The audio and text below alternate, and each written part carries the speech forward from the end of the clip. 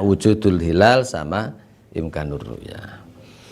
Kemudian ru'yatul hilal itu juga begitu sama. Jadi ru'yatul hilal itu ada namanya ittihadul matali' dan ikhtilaful matali' atau ittihadul matla' dan ikhtilaful matla'. Jadi sebentar, ada informasi ya, suaranya tidak monggo. keluar. Suaranya tidak keluar. Sudah. Ya. Jadi tadi hisab ya. Kalau hisab kan ada wujudul hilal, ada imkanur ru'yat. Nah, sekarang kalau ru'yat sendiri itu ada ittihadul matla' sama ikhtilaful matla'. Jadi kesatuan matla' dan perbedaan matla'. Atau yang orang sering sebut dengan ru'yat lokal dan ru'yat global. Kalau ikhtilaful matla' itu artinya bahwa tempat, jadi itu pembahasan terkait dengan begini. Ketika ru'yat itu muncul di satu daerah, maka itu mengikat siapa? Apakah hanya mengikat orang-orang di radius tertentu di daerah itu, atau untuk semua? Nah, kalau yang punya pemahaman bahwa ketika ru'yat itu muncul di satu daerah tertentu, hanya yang terikat dengan munculnya ru'yat itu hanya yang berradius misalkan 24 farsakh dari tempat munculnya itu, di radius itu sekitar 130-an kilo, itu namanya ikhtilaful matla'.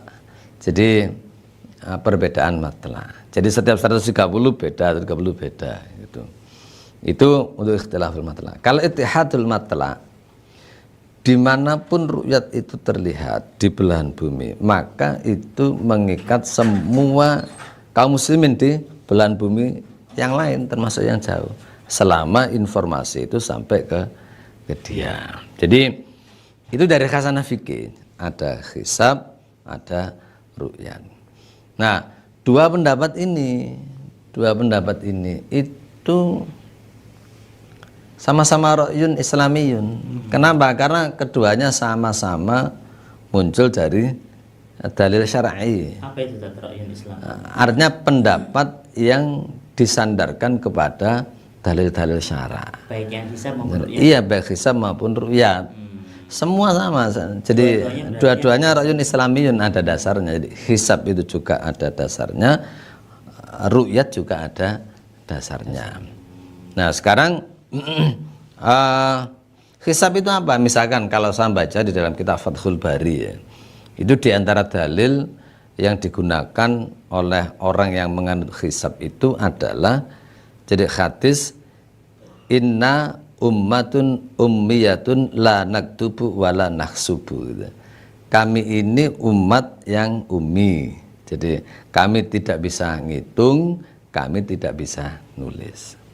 Itu dulu. Nah, sekarang kan enggak. Dengan perkembangan teknologi mereka bisa melakukan perhitungan astronomi, sehingga kalau sekarang enggak ada masalah menggunakan hisab. Nah, itu diantara dalilnya adalah itu. Nah, kalau enggak salah saya baca di dalam kitab Fathul Bari ketika menjelaskan istidlal atau dalil yang digunakan oleh orang-orang yang menganut paham hisab. Itu diantaranya itu. Termasuk kalau di Quran itu ayat-ayat terkait dengan peredaran matahari dan seterusnya itu. Itu hisab. Makanya saya sampaikan hisab ra'yun islamiyun karena punya dalil dia, sebagaimana penjelasan Ibnu Hajar al-Asqalani dalam kitab Fathul Bari. Satu ya. Kalau ru'yat jelas, banyak hadis-hadis sahih terkait dengan itu. Misalkan di dalam riwayat Muslim, sumu li ru'yatihi wa aftiru li ru'yatihi. Puasalah kalian karena kalian sudah melihat hilal, dan berbukalah artinya Syawal ketika kalian sudah melihat hilal. Itu juga ra'yun islamiyun. Jadi secara syar'i itu ya, secara syar'i memang ada dua pendapat ya terkait dengan bagaimana penentuan awal dan akhir Ramadan. Apa itu? Ru'yatun, jadi ru'yatul hilal dan hisabun. Dan dua-duanya itu memang ra'yun islamiyun. Kenapa? Karena muncul dari dalil. Jadi kedua-duanya ra'yun islamiyun. Sehingga ya kalau itu dalil syara', sekarang ke rangka berikutnya itu. Jadi apa yang harus kita lakukan? ketika ada dua dalil itu. Dua dalil. Nah, kan ini ada dua dalil dan itu berbeda. Kayak ru'yat hasilnya berbeda, hisab berbeda. Jadi padahal sama-sama ru'yat Islami. sama-sama rukun Islam. Nah, iya. Nah, kalau di jenis hukum syariat itu hakikatnya kan satu, hakikatnya satu. Sehingga bagi seorang muslim ketika ada dua hukum beda, maka ya dia harus mengambil mana yang dia, kalau dia mampu melakukan tarjih, maka dia ambil salah satu. Jadi tarjih itu artinya mengambil salah satu yang terkuat dari sisi dalilnya di antara dua pendapat. Iya, memilih yang terkuat di antara dua pendapat itu. Nah, karena ini hukum syara, maka kita kan bisa melihat dari sisi sandaran dalilnya apa untuk mengetahui mana yang lebih rojih antara dua pendapat tadi. Jadi ada hisab, ada ru'yat. Nah, kalau kita nanti melakukan melihat dalil yang mereka gunakan, kita akan sampai pada kesimpulan bahwa ya ru'yat yang rojih. Sebelum ke sana saya ingin sampaikan begini, kenapa kok harus dilakukan tarjih? Iya, para sahabat begitu. Jadi para sahabat itu ketika ada dua pendapat yang berbeda, maka para sahabat memilih satu di antara dua pendapat itu dan mereka sepakat, makanya bagian dari jemaah sahabat. Jadi ketika ada dua pendapat hukum yang berbeda, maka sahabat memilih jadi salah satu yang terkuat di antara dua pendapat itu. Terkuat apa? Dari sisi dalilnya. Misal begini dijelaskan. Ada sebuah riwayat dari Abu Sa'id Al-Khudri. Abu Sa'id Al-Khudri itu menyampaikan riwayat begini, innamal ma'u bil ma'i gitu. Sesungguhnya al-ma'u yang pertama, maksudnya mandi wajib itu dilakukan bil ma'i karena air yang kedua, maksudnya air mani. Jadi sehingga kalau menggunakan riwayat dari Abu Sa'id Al-Khudri, mandi wajib itu hanya dilakukan ketika orang melakukan jima dan keluar mani. Ketika dia melakukan jima dan tidak keluar mani, maka tidak wajib melakukan mandi. Jadi tidak wajib mandi. Iya, tidak wajib mandi besar itu. Jadi kenapa? Karena tidak keluar mani, riwayatnya begitu. Innamal ma'u bil ma'i. Jadi sesungguhnya mandi wajib itu dilakukan ketika keluar mani. Itu pendapat yang pertama. Yang kedua, riwayat dari Aisyah radhiyallahu anha. Riwayat Aisyah jelaskan begini, idza iltaqa khitanani faqad wajabal ghuslu fa illam yanzil. Kalau terjadi ketemu dua khitan, artinya terjadi jima, maka faqad wajabal ghuslu, wajib mandi sudah. Fa illam yanzil, meskipun tidak keluar mani. Jadi ya, kalau menurut pendapat Aisyah radhiyallahu anha, ini yang penting sudah ada jima, iltiqa khitanani. Jadi bertemunya dua khitan, jadi terjadi jima, jadi maka keluar mani atau tidak wajib mandi. Ini kan bertentangan dengan riwayat dari Abu Sa'id Al-Khudri. Ternyata para sahabat memilih riwayat yang disampaikan oleh Aisyah. Kenapa? Ini tentu lebih kuat karena itu urusan sangat privasi dan yang paling tahu adalah istri Nabi SAW, Aisyah radhiallahu anha. Makanya kemudian para sahabat memilih riwayat yang disampaikan oleh Aisyah radhiyallahu anha. Nah ini, dan itu sepakat para sahabat begitu. Jadi bahwa memang kalau mandi itu kalau ada jima keluar atau enggak ya harus mandi. Sepakat tentang itu. Makanya ini kemudian dijadikan istidlal para ulama, wajibnya untuk melakukan kuwatut dalil. Jadi memilih dalil yang paling rojih di antara dua pendapat itu. Nah kalau kita lihat dalil yang digunakan di dalam hisab dan di dalam ru'yat itu ru'yat yang rojih. Kenapa? Pertama begini ya, dari sisi mantuk. Jadi ru'yat itu pengambilan mantuk itu eksplisit. Jadi pengambilan dalil ru'yat itu sifat redaksinya eksplisit. Bunyinya kan begini, sumu li ru'yatihi. Ambillah, puasalah karena melihat hilal. Dijelaskan karena melihat hilal. Dhahir lafadznya maksudnya. Iya, dhahir redaksinya. Redaksinya kan eksplisit memang begitu, disuruh melihat hilal. Nah, kalau hisab itu kan enggak. Inna ummatun ummiyatun la naktubu wa la naksubu. Kami ini umat yang ummi, tidak bisa nulis, tidak bisa menghitung. Itu dulu, sekarang kan kami bisa, ya berarti boleh.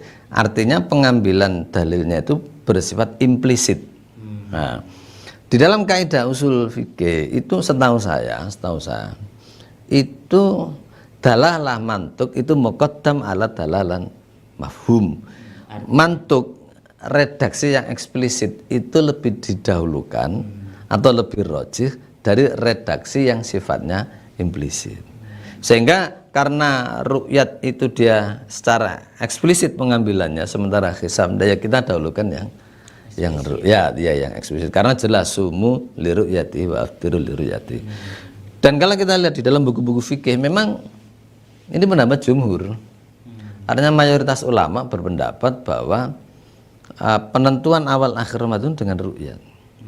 Kita agak sulit kalau melihat pembahasan tentang hisab ya. Meskipun ada, tapi jarang. Jadi pembahasan tentang hisab itu ya ada memang, tapi jarang. Rata-rata di sana dijelaskan bahwa jumhur itu berpendapat bahwa penentuan awal dan akhir Ramadan itu dengan menggunakan ru'yat.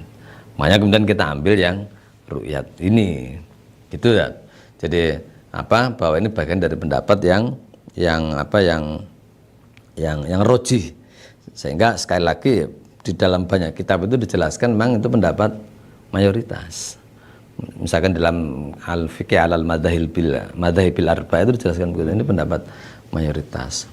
Banyak saya diantaranya ingat di al-fiqh alal madhahibil arba. Nah, berarti ru'yat yang rojih sehingga kita ambil gitu kan. Jadi khasanah di dalam fikih. Cuman nanti di ru'yat sendiri kan ada ikhtilaful matla dan ittihadul matla. Ru'yat lokal sama ru'yat global. Nah, kalau saya berpendapat bahwa yang kita ambil ru'yat global. Kenapa? Ya karena redaksinya begitu, Jadi ada penjelasan bagus oleh Imam Asy-Syaukani dalam kitab Nailul Autar itu. Di dalam Nailul Autar itu bahwa kan begini, kalau ru'yat lokal itu kan berdasarkan riwayat dari Ibnu Abbas itu, yang jadi menempatkan berbeda ru'yat penduduk. Ini yang ikhtilaful matoleh. Ya, yang ru'yat lokal itu kan hujah yang disampaikan kan hadis Quraib yang tentang Ibnu Abbas itu ya, bahwa ru'yat penduduk Syam dan Madinah itu berbeda. Itu dijadikan dalil ya sebenarnya. Dijadikan dalil. Jadi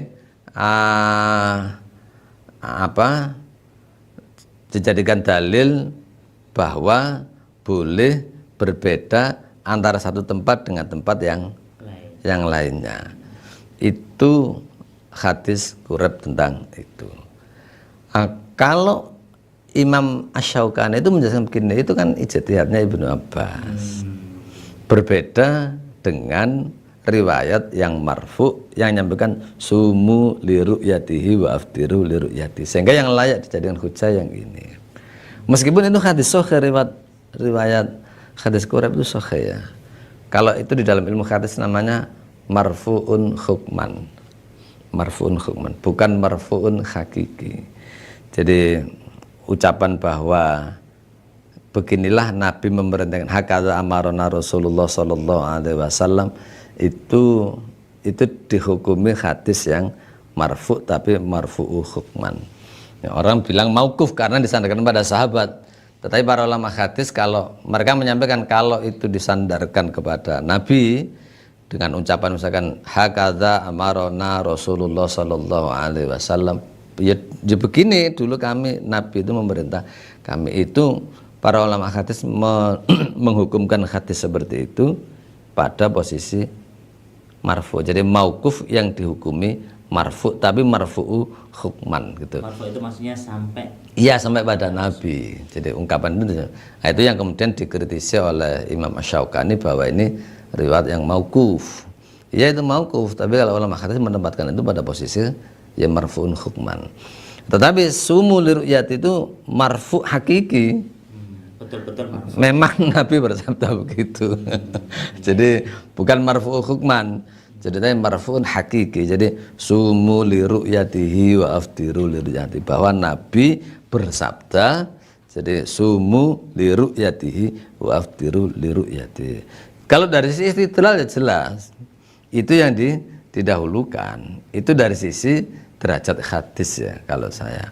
Dari sisi derajat hadis. Dari sisi redaksi jelas sumu li ru'yatihi itu tidak ada, itu datang dalam bentuk sighat umum dan tidak ada takkid apapun tentang itu. Tidak ada. Artinya takkid itu tidak ada pengkhususan. Iya, pengkhususan. Tidak ada. Maka tetap itu berlaku umum untuk seluruh kaum muslim karena tidak ada taksis di dalamnya. Jadi makanya kemudian yang diambil adalah ittihadul matla, ru'yat global. Artinya jika satu daerah itu melihat ru'yat dan informasinya sampai ke daerah yang lain, maka daerah itu wajib puasa mengikuti ru'yat di sini. Di seluruh dunia kalau dia sudah menerima ya sudah dia wajib ini. Itu yang saya pahami, Ustaz. Jadi memang ada dua, ada hisab, ada ru'yat. Hisab ada apa? Ada imkanur ru'yah, ada wujudul hilal. Ru'yat ada ittihadul matla', ada ikhtilaful matla'. Nah, kalau ditimbang memang yang rojih yang ittihadul matla'. Nah, rojih yang ru'yat. Nah, ru'yat yang mana? Yang ittihadul matla'. Dan itu juga mayoritas begitu memang. Jadi mayoritas begitu. Dua global iya ada, tapi ya tadi 24 farsakh itu sekitar 130-an kilo ya. Jadi ya kadang kita jumpai itu kan bingung kita, orang-orang ini ikut apa gitu. Lihat ittihadul matla', anda ikhtilaful matla' juga anda. Yang dibuatkan dari baru ada wilayatul hukum itu ya. Tapi ya saya juga tidak ngerti ya hujahnya apa ya. Sandaran dalilnya apa? Iya, tidak ngerti sandaran dalilnya. Itu Ustaz. Iya. Baik pemirsa yang dirahmati Allah, luar biasa pembahasan yang disampaikan oleh Ustaz Salahuddin tadi itu betapa hasanah fikih demikian Ustaz ya. Bahwa memang ternyata hisab itu juga ro'yul islami, ya. Juga ro'yul islami, sama-sama ro'yul islami. Dan di hisab itu ada wujudul hilal dan ada ru'yah. Ru'yat itu ada ikhtilaful matali' dan ada ittihadul matali'. Iya benar. Nah sekarang yang penting juga tidak kalah pentingnya. Lalu kita menyikapi itu bagaimana? Iya. Ini kan sama-sama pendapat yang islami. Iya benar. Jadi begini. Tadi saya sampaikan bahwa hisab ro'yun islamiyun, ru'yat juga ro'yun islamiyun. Tetapi ketika kita menelah dalilnya, ru'yat lebih rojih. Ru'yat yang mana? Ada ikhtilaful matali', ada ittihadul matali'. Nah, ittihadul matali' yang rojih. Dan itu memang pendapat jumhur, ittihadul matali'. Jadi ya, sehingga kalau saya pribadi itu yang saya ambil. Jadi ittihadul matali'. Sekarang pertanyaannya tadi yang disampaikan bagus pertanyaan. Sikap kita bagaimana? Nah, sikap kita karena ini ro'yun islamiyun, maka sikap kita tetap ikhtiram. Ikhtiramu li'ara'il mukhtalifati fil ahkam syar'iyyatil furu'iyah kan itu. Menghargai perbedaan yang sifatnya furu'iyah. Karena perbedaan bukan perbedaan yang sampai masuk kepada masalah ya, pengingkaran terhadap dalil-dalil yang qat'i atau masalah usul Islam, enggak. Masalah furu'iyah dia. Jadi kenapa begitu? Iya, karena sahabat begitu. Jadi para sahabat itu mereka terbiasa atau mereka biasa berbeda pada masalah hukum yang furu dan mereka tetap saling menghargai. Jadi mana qasa min hubbin wa mawaddah wa takdirin, tidak mengurangi kecintaan, menghormati, menyayangi meskipun berbeda. Ada sebuah riwayat bagus yang saya baca dalam kitab Adabul Ikhtilaf itu. Ada sahabat namanya Ibnu Mas'ud radhiyallahu an dan sahabat Ibnu Umar radhiyallahu an. Dua sahabat ini itu berbeda masalah fikih itu lebih dari 100 masalah. Masya Allah. Coba kita suruh nyebutkan lah saudara-saudara kita. Kita beda apa? Paling 1 tarweh, 11, 23, 2 jadi kunut atau tidak, 3 zikir jahar atau tidak, 4 takbir bismillah atau tidak, 5 tahlil atau tidak, dan seterusnya. Kita nyebutkan 100 itu susah. Iya, betul. Jangan 100, 10 itu mungkin kesusahan kita. Iya, betul. Tapi sahabat Ibnu Umar dan sahabat Ibnu Mas'ud radhiyallahu anhuma itu disebutkan di dalam kitab itu Adabul Ikhtilaf itu masalah fikih lebih dari 100 masalah. Tetapi di situ dijelaskan begini, mana qasa min hubbin wa mawaddatin wa takdirin, tidak sedikit pun mengurangi. Jadi min hubbin kecintaan. Jadi wa mawaddah sama kecintaan, wa takdirin bainahuma dan sikap saling menghargai antara keduanya. Tetap tidak berkurang sedikit pun mereka. Jadi itu para sahabat ya. Makanya kemudian Imam Al-Qurtubi di dalam tafsir beliau, tafsir Al-Qurtubi ketika menjelaskan ayat ini, wa'tasimu bihablillahi jami'aw wa la tafarraqu, hendaklah kalian berpegang pada tali Allah, wa la tafarraqu, dan janganlah berpecah belah. Beliau menjelaskan begini, hadhil ayatu laisat dalilan ala tahrimil ikhtilafi fil furu'il fiqh. Ayat ini bukan dalil bahwa umat muslim haram berbeda pada masalah fikih yang furu'. Bukan. Kenapa? Dijelaskan itu karena para sahabat mazalat sahabatu mukhtalifina gitu. Jadi karena para sahabat biasa mereka berbeda.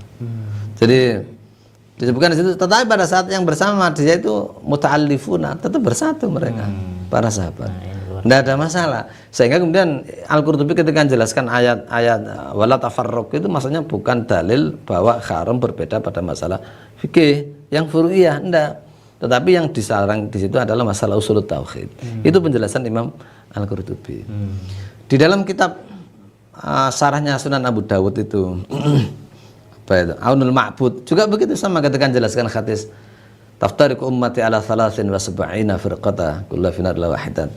Umatku nanti terpecah menjadi 3 golongan, semuanya masuk neraka kecuali satu.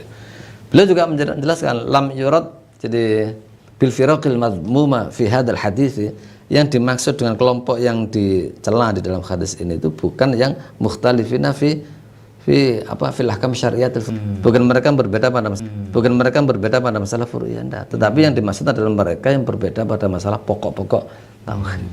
Itu yang dicela. Sama, jadi di dalam kitab tafsir para mufassir Imam Qurtubi menjelaskan begitu.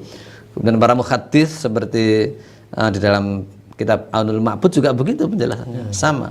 Sehingga saya katakan tadi yang harus kita lakukan adalah ikhtiramu li'ara'il mukhtalifah fil ahkam syariah. Karena hisab ru'yun Islam, ru'yat juga ru'yun Islam, maka kita hargai mereka. Kita hargai. Tetapi tetap kan harus satu yang kita ambil hukum itu.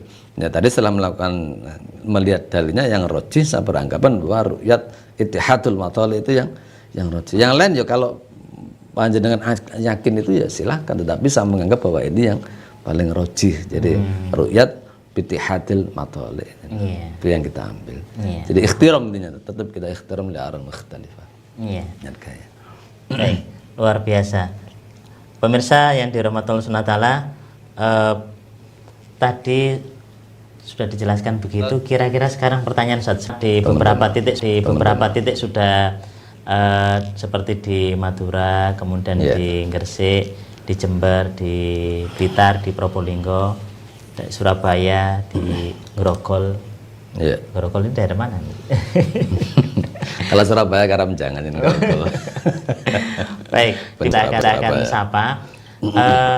Sekarang pertanyaan terakhir Ustaz, sebelum nanti kita akan sapa. Kira-kira kapan Ustaz Ru'yatul Hilal itu dilaksanakan? Baik itu awal Ramadan maupun akhir Ramadan. Iya, jadi begini aja ya, kan kita waktunya juga kan tadi begini, kan ada banyak perbedaan, benar. Pertanyaan apa bisa disatukan? Oh iya betul Ustaz, itu belum. Bisa Ustaz ya? Bisa. Kenapa bisa? Iya, fakta astronomis bisa. Kalau nanti kita buka di Moonsite web Moonsite Moon itu ya, atau Al Habib itu ya. Itu di sana ada Moonsite Moon, nanti keywordnya Moonsite Moon di sana ada. Jadi untuk tanggal Kamis ini kemungkinan yang bisa terlihat hilal itu daerah mana saja. Itu di sana ada kurva belahan bumi ya. Jadi nanti dikasih warna, jadi di sana kelihatan yang kemungkinan terlihat daerah mana saja. Ya, kalau kemudian itu bagian yang menyampaikan ke kita sudah semuanya bisa hari raya. Cuman begini, meskipun secara fakta astronomis bisa ya, fakta astronomis bisa. Kemudian siapa yang punya kewenangan untuk menyampaikan informasi itu ke seluruh daerah dan membuat semua daerah itu penetapannya sama. Satu. Jadi kita butuh instrumen yang punya otoritas penuh untuk membuat semua negeri kaum muslim itu sama. Itu yang tidak ada. Nah, itu di Islam itu namanya Imamul A'zam, Amirul Mukminin atau Khalifah. Nah, itu selesai dengan itu nanti, dengan adanya Khalifah. Loh Ustaz, berarti kan Khalifah mentabani masalah ibadah susah lah. Jadi begini ya. Ini ada penjelasan bagus di dalam kitab Muqaddimah Dustur itu. Khalifah atau Amirul Mukminin atau Imamul A'zam itu memang tidak boleh mentabani hukum-hukum syara terkait dengan masalah i'tiqad atau hukum terkait masalah i'tiqad dan masalah hukum syara yang far'i, tidak boleh. Tidak boleh. Kenapa? Karena nanti timbul masyaqqah, kesulitan itu. Jadi masalah ibadah lah, masalah ibadah, terutama ibadah mahdhah, tidak boleh. Jadi dulu ada pertanyaan nanti kalau ada khalifah semuanya tidak boleh kunut, nah itu salah berarti. Karena khalifah itu tidak boleh mentabani hukum syara yang bersifat furu'iyah. Jadi karena kita disatukan bukan dengan itu, bukan disatukan dengan itu kita. Jadi tetapi kalau itu meskipun masalah ibadah, tetapi terkait dengan wihdatul ummatil islamiyah, kesatuan umat Islam, maka khalifah harus mentabani. Sebagai bentuk tarjihan, sebagai bentuk tarjih mengokohkan dalil-dalil yang memerintahkan kita untuk menjaga ukhuwah atau wihdah kesatuan umat. Walaupun masalah ibadah. Contoh misalkan masalah haji, masalah penentuan hari raya, masalah puasa, masalah zakat, masalah jihad. Itu harus Amirul Mukminin. Dan itu masyhur di dalam kitab Tafsir Al-Qurtubi itu dijelaskan begitu. Umat ini wajib untuk ikut imam atau sultan atau Imamul A'zam atau khalifah dalam beberapa perkara. Di antara sana jelaskan fitananir wad darohim, penentuan mata uang, dinar dan dirham, menjihad, kemudian haji, wal aidaini. Jadi dua puasa harus ikut penguasa. Penguasa di sini ini yang kadang orang sering juga salah. Jadi kalau Imam Al-Qurtubi menjelaskan imam, sultan, jadi Amirul Mukminin itu artinya khalifah. Ya, khalifah ya. Jadi apa yang khalifah kan nanti begini, orang sering mengkiaskan dengan kondisi sekarang kepala negara beda. Kalau khalifah itu diangkat tugasnya itu yuqimuddin wa yansuru sunnah, kalau Imam Nawawi menjelaskan, menerapkan Islam. Nah, kalau sekarang kan enggak, bukan menerapkan Islam, menerapkan hukum yang dibuat manusia Dewan Legislatif. Itu beda. Oleh karena itu hukum ini tidak bisa diterapkan ke ya sekarang itu dalam konteks khalifah. Kalau ada khalifah bisa. Dalam buku-buku fikih begitu. Imam Mawardi juga menjelaskan sama. Kemudian Imam Qurtubi juga menjelaskan sama. Jadi hukum-hukum terkait dengan wahdatul ummah meskipun masalah ibadah, maka khalifah yang punya kewenangan untuk menentukan itu. Makanya kalau apa bisa bersatu. Cuman butuh otoritas penuh itu siapa? Ya khalifah. Bisa di situ. Baru selesai masalahnya. Dan memang saya melihat misalkan kemarin ya statement yang disampaikan oleh Pak Anwar Abbas, jadi Ketua Umum Muhammadiyah itu bilang begini dalam satu tulisannya di webnya itu, bahwa kita akan bisa bersama. Persatuan itu tidak akan mungkin terwujud kecuali kita punya kalender Hijriah internasional. Baru selesai itu. Baru bisa. Beliau menyampaikan begitu beliau. Jadi artinya kan sebenarnya paham secara hitungan astronomis, secara ilmu falak juga emang hanya itu yang bisa menyatukan. Cuman itu kan gagasan. Gagasan itu kan butuh instrumen yang mampu punya otoritas penuh menerapkan gagasan atau konsep itu ke semua negara. Siapa? Ya kalau Islam khalifah, tidak bisa. Gagasannya memang begitu. Dulu keinginan di apa yang disampaikan oleh Pak Anwar Abbas. Ada konferensi di Turki itu tahun berapa? 2016 juga begitu. Kalau ada kalender hijriah internasional baru kita bisa bersatu. Selama itu tidak bisa. Nah, jadi cuman mereka bingung ini gimana cara implementasinya. Ya harus ada khilafah. Kalau tidak ada tidak bisa. Gitu kan. Baik. Takbir pemirsa. pementasan. Luar biasa ini. Tak kalah semangatnya di studio, kita juga lihat ini Ustaz, di beberapa